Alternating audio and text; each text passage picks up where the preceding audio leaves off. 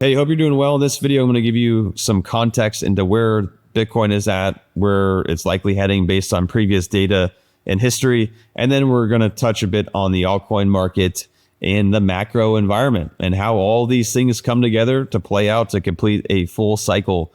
We're at a crucial time period where a lot of people are likely getting shaken out.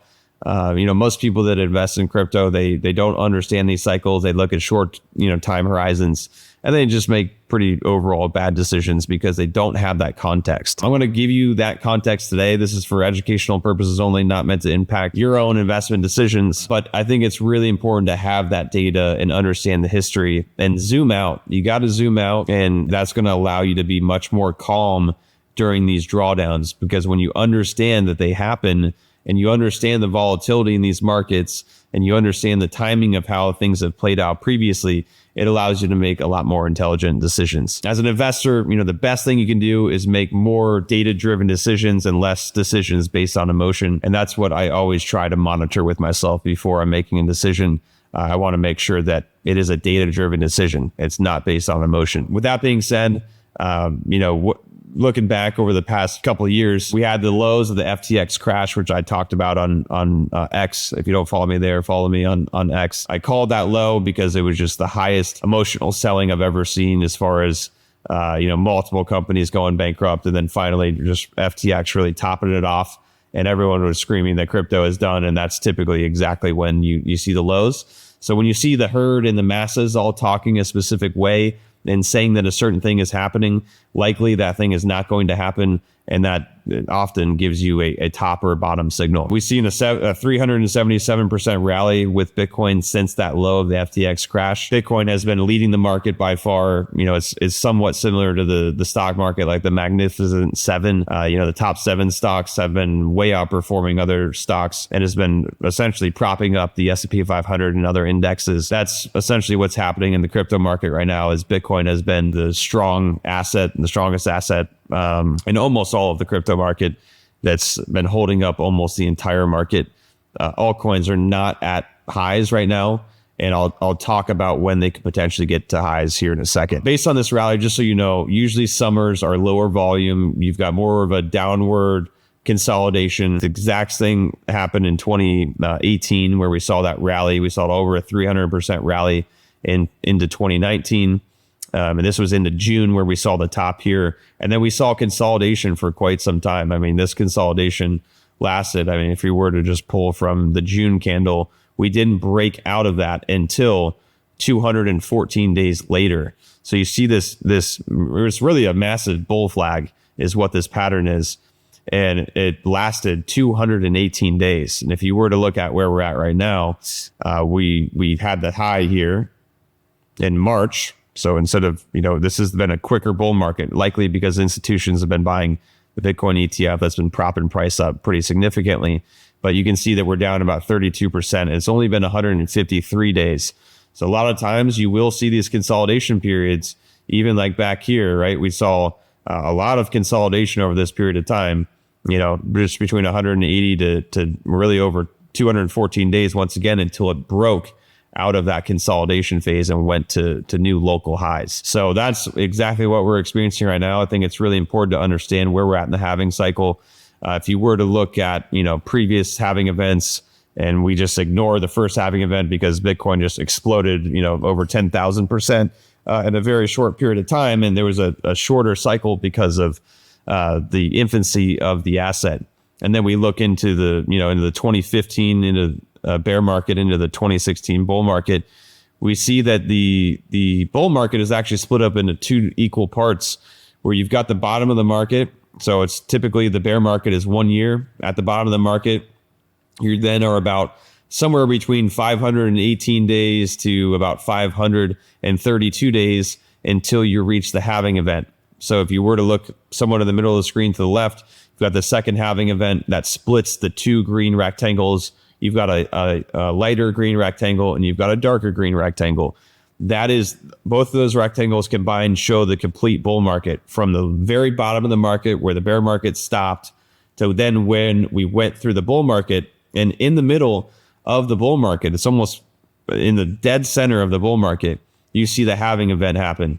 After the halving event, you generally see a small sell-off, and then you see the bull market continue, and you see the bull market get quicker and quicker as far as the velocity of the price of Bitcoin and the moves that it makes. Into the third halving, into the last cycle in 2020, if you were to look at the bull market, from the bottom to the halving event, it was about 518 days. After the halving event, we then saw extremely explosive growth into 2021, and then we saw the top, and that was about that complete cycle from the third halving event until the top was 553 days.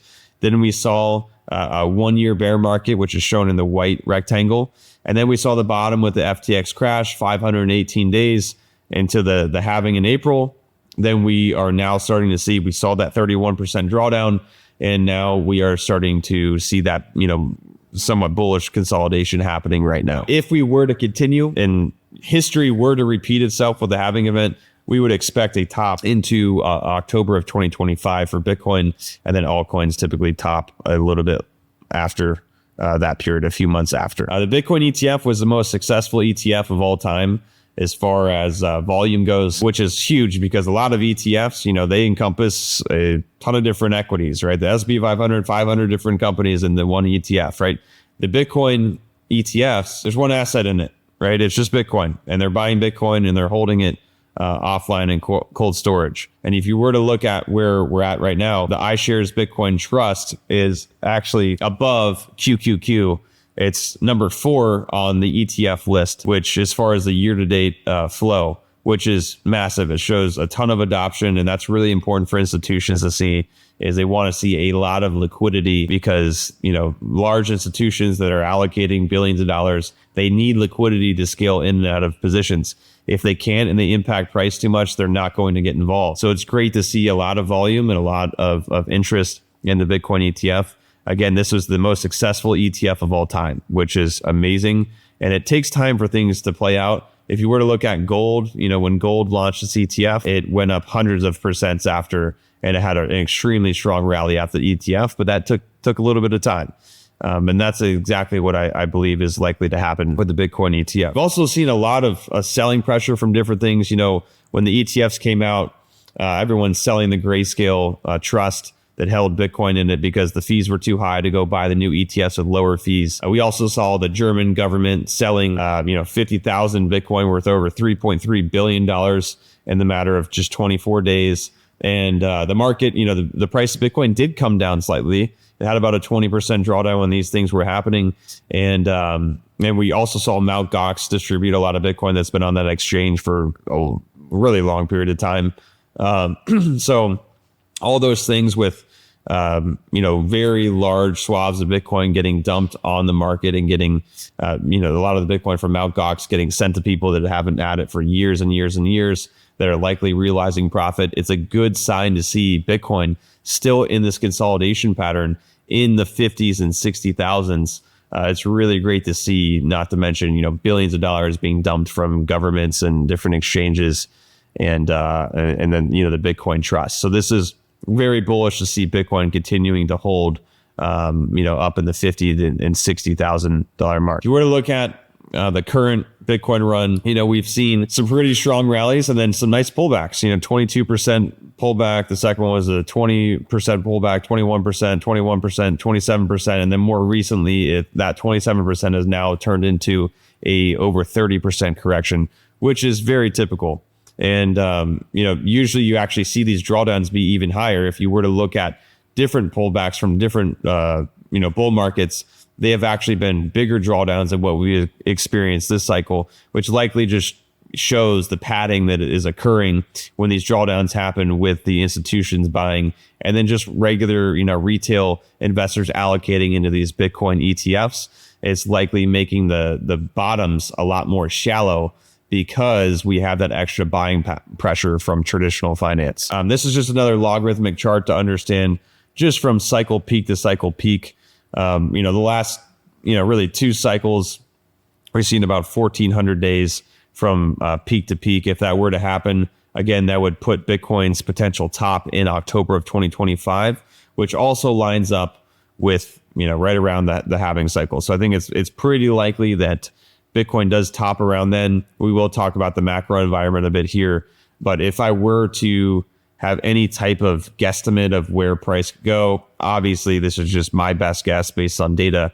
I think Bitcoin's likely to end somewhere between 180 and 260,000, somewhere in there. And that's kind of where I'm basing things off of, just based on previous growth, that growth diminishing, where I see the overall total crypto market cap going, what percentage I believe the Bitcoin's going to take of that, and then trying to adjust for some of the ETF flows, and then, slight weights on the macro environment, understanding how that could potentially impact price as well. So like I was mentioning, we're going to touch a bit on altcoins as well. That's if you're a crypto investor, you understand that, if you know what you're doing, the majority of your alpha in the market is going to come from the altcoin market.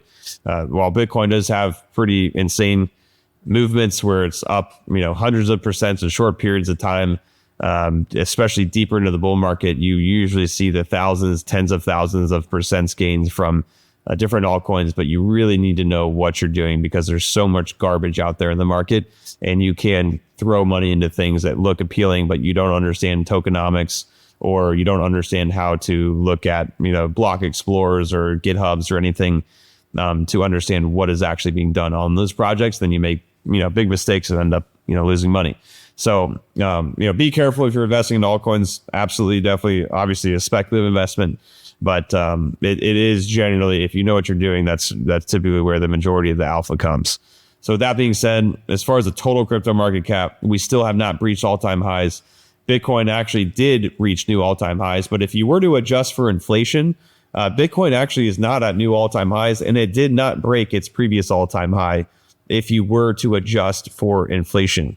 But if you were to adjust for inflation, obviously we went up to 73,000, and that was a new high past the $69,000 price back in the last cycle. So altcoins are expected to break.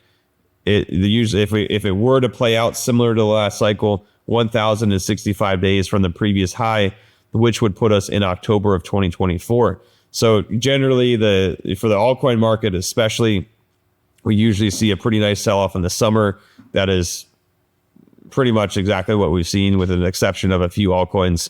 But the altcoins overall have taken a pretty nice hit. A lot of them are down, 40, 60, even some of them 80%. From previous all-time highs still.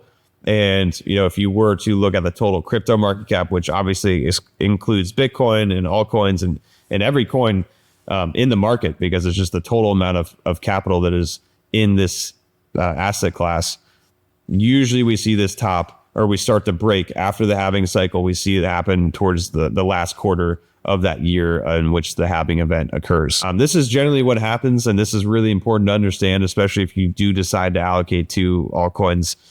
Phase one, generally you see Bitcoin rally, which again, it's been the strongest asset for the most part in the crypto market recently. We then see capital usually spill over into Ethereum because people are taking profit on Bitcoin. They're looking for more alpha somewhere. They then go buy the next coin that they believe is going to rally. And then oftentimes that will spill into large cap alts. You'll start to look in the top, 10, 30, 50, sometimes even up to 100 on as far as the market cap list goes. And then you see really things start to spill over once again from large caps into these smaller market cap, projects that appreciate pretty considerably. But these things happen deeper each phase of this. Phase one is really from the bottom until just past the halving event. Phase two is generally right around the halving event. And then phase three is past deeper into that year of the halving event. And then after the year after the halving event, especially deeper into the last 6 months of the bull market, that's when you see phase four start to play out. And that's where a lot of the alpha, at least for me, has come from, is in the last phases of the bull market. As far as Bitcoin dominance goes, this is the percentage of the total crypto market cap that Bitcoin has. So it's pretty much, okay, if you were to have $1 trillion in all of crypto, which it's higher than that right now, it's at like 2 point something. And Bitcoin has 50% of that, it would be $500 billion, right? So whatever percentage this is, that's the total amount of capital that's in Bitcoin relative to the total amount of capital that is in the entire asset class. So, if we were to continue this trend line, what we would see, like right now, we're right around 55 to 60% as far as the total amount of dominance that Bitcoin has over the total crypto market cap. I could see this starting to head into the 58% type mark. Then I do believe we're likely to see a break. Maybe we see some sideways consolidation where we start to see some, Ethereum and other large cap alts start to rise. Bitcoin still holding its price, or it's, also on a slight uptrend. And then we start to see this break, which it doesn't mean that Bitcoin's price is coming down. It means that more capital is flowing into other alternative coins relative to Bitcoin when this happens. So that means the appreciation in capital flows are quicker into these other projects relative to Bitcoin. And that's what I do see happening. I think, a decent target as far as Bitcoin dominance goes is around the 58% mark, which is likely to occur in the last quarter of 2024. If you were to look at, just appreciation, remember I talked about altcoins generally when they do break to new highs. It's 1,065 days from top until you break into the next top and you break to new all-time highs as far as the total crypto market cap goes, which is a better picture of altcoins. And if you were to understand where that is at, then you were to understand that altcoin, season essentially, which is when altcoins outperform Bitcoin, and we see this break of the trend line happens. What happens is after Bitcoin breaks its high, you don't see altcoins immediately start to break to new highs. So if we were to look back into the previous cycle, when Bitcoin broke its previous all-time high, that was in December of 2020. Okay, after that, you see lags in altcoins.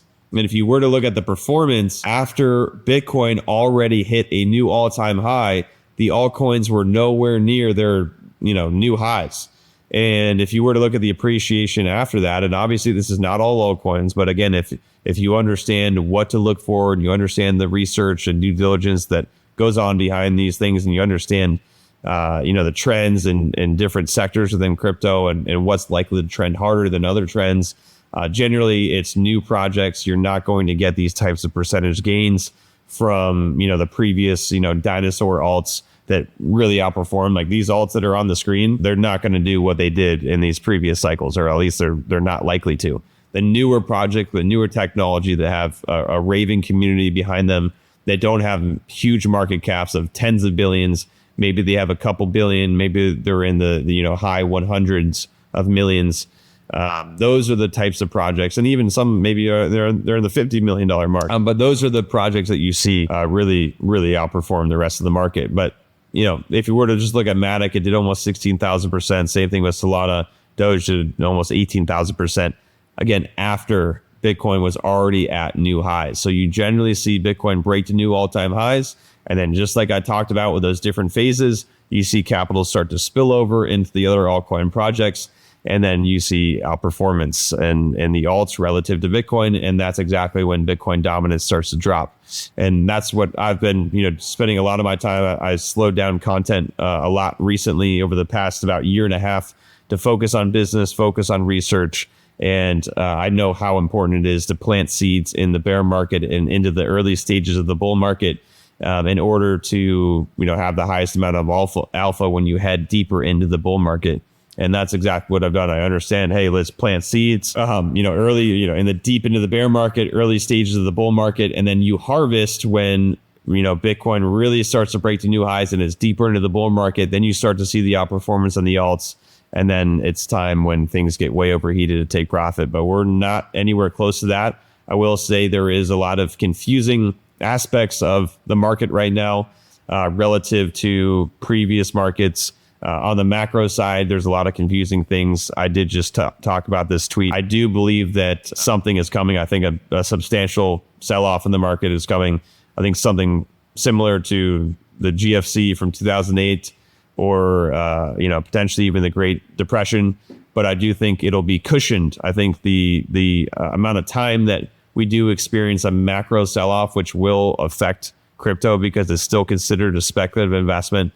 I do think the amount of time that we are deeper into the bear market is not going to be as long because we can consistently just print tons of money whenever we have any type of problem.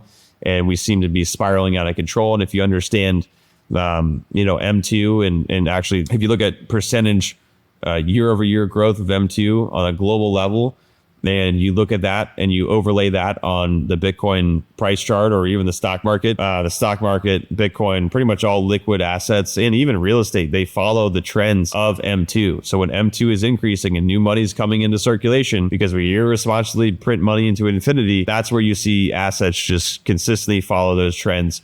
And I'll show you that here in a second. So here's the major things that are happening.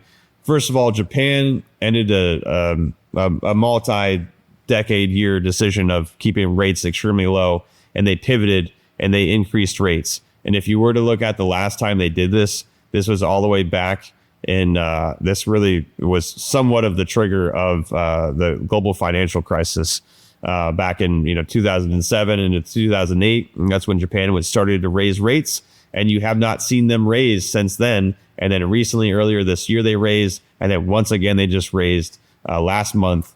And then they did after that. I mean, the Japan stock market dumped, the US stock market dumped, FX market went absolutely bananas, crypto sold off.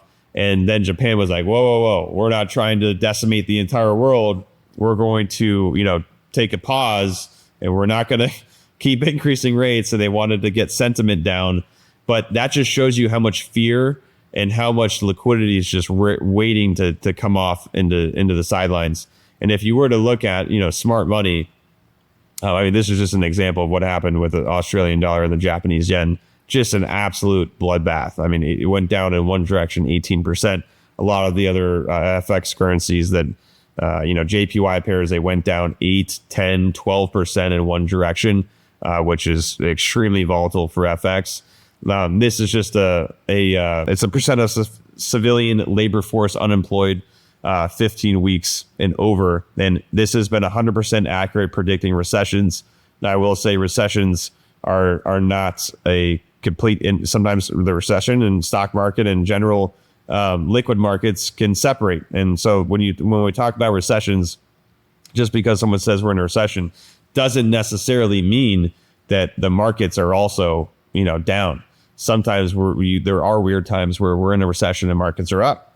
But generally, markets are forward thinking. So when they sense that a recession is coming, they generally sell off before the recession actually comes. And we're starting to see this line trend up. We saw some bad jobs reports recently, and that's all painting the picture that a recession is likely coming.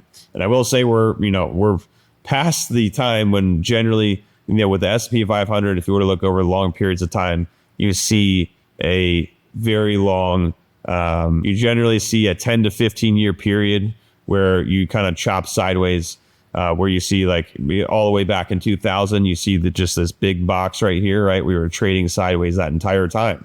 So we really didn't even break the new highs. 2008 into the rally in 2007 into 2008 came up to the high that we were at before the tech crash. So we didn't even break the new all-time highs for a long, long period of time. Right, it was pretty much 10 to 15 years. It took all the way until 2013 for us to even break the new highs.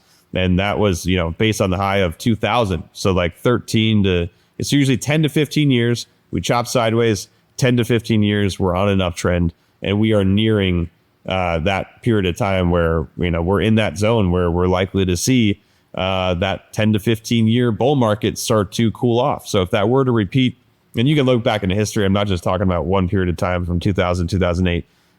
You consistently see these patterns happen over and over again. So we'll see if that repeats.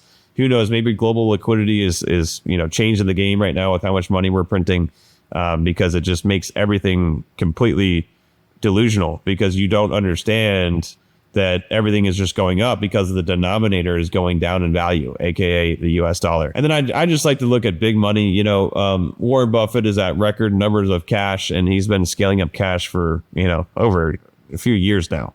But he did just sell a ton of Apple stock, and he has a record number of cash and actually holds more treasuries than the US government right now, which shows that he's being very defensive, and he is one of the most intelligent investors of all time. I think it's really important to look at what those smart people are doing. So, a lot of things are pointing in the direction that we could potentially have a sell-off.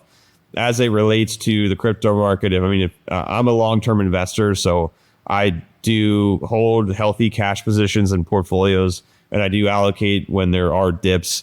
But for the most part, I am still very bullish on crypto continuing its cycle and heading higher. I think there is this X factor of potentially a macro event happening and that changing the game for a certain period of time. We've got several wars overseas. We've got, Iran seriously speaking about nuclear war. We've got rate cuts happening, which is actually bearish. I'll show you here in a second. Yield curve inversion, which predicts almost every recession except for one in 1966. Consumer debt hitting highs, unemployment continuing higher, and then, like I mentioned, Buffett selling. So if you were to look at Fed pivots as far as interest rates, you guys got to realize interest rates really control the world. I mean, when you understand how rates affect, not just the bond market, but equities and lending and real estate and liquidity and liquidity ultimately drives everything, and interest rates are a huge impact on liquidity. So if you were to look at previous Fed pivots, generally, people think that when the Fed decreases the interest rates, oh man, that's super bullish. Generally, you actually do see a spike.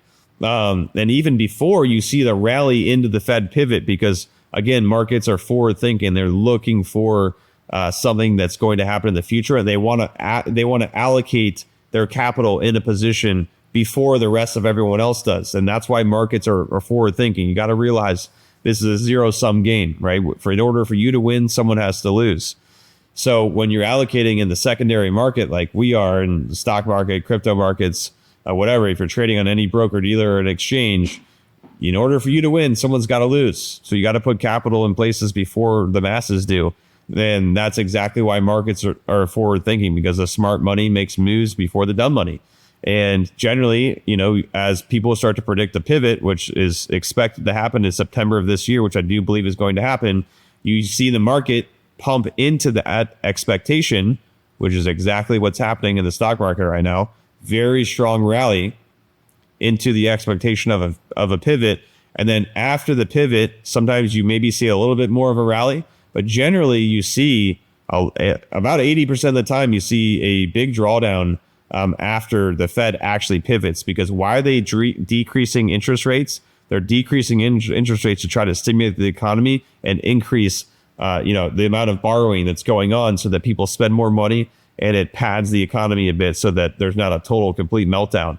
And that means that something bad is generally happening for them to increase rates. So a lot of times you do see an increase in interest rates lead to a rally, even before the pivot, sometimes, slightly after the pivot. But especially if you were to go look, in the tech crash in 2000, in 2008, and then, the COVID crash as well, same exact thing happened, guys. Interest rates were on a rise.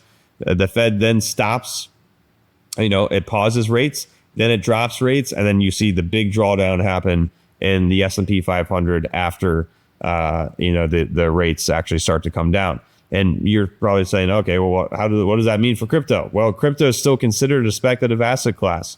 So if we see a drawdown in the stock market, especially tech stocks or growth stocks, we're likely to see crypto sell off as well, because it still is considered speculative. So anyways, I hope that makes a lot of sense and you got some context and you understand, my thought process on things. I like to look at, again, everything combined. Overall, we are just in a, really kind of bullish consolidation pattern right now with Bitcoin. That the Japanese news recently was that recent sell-off. We're still pretty much maintaining this trend line right here. So we came right back, into about 48K or 49K for Bitcoin. We're still maintaining this upward trend line. If we do start to break this trend line from a technical perspective, it could put the probability in that we head a little bit lower. But, avoiding a macro event, I think we're in a really good spot.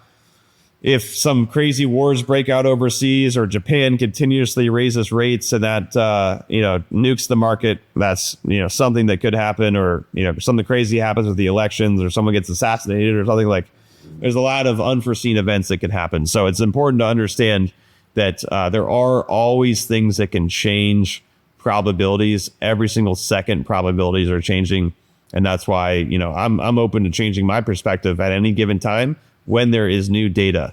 But as it sits right now, overall, I believe we're in a kind of bullish consolidation period, getting over a low volume type of summer bearish, price action a bit with just consolidation, lower highs, lower lows. into a bull flag type of a pattern, just like we experienced previously just after the top in 2019, same exact thing. Then we broke it. Then we had a macro event, brought Bitcoin way down. Then right off the macro event, huge amount of money that was printed, and then it rallied straight into the next bull market. So if we experience that macro event, I expect something like this.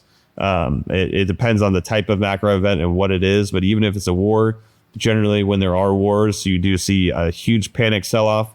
You see a lot of money being printed, and then you see markets rally. So we'll see what it is. I have this feeling in my gut that it is coming. I just don't know when, and I don't know exactly what it is. No one does. So anyways, hope you're doing well. Hope you got some context for this. Leave a comment down below if you enjoyed this video. If you hated it, let me know as well, and appreciate you watching either way. Talk soon.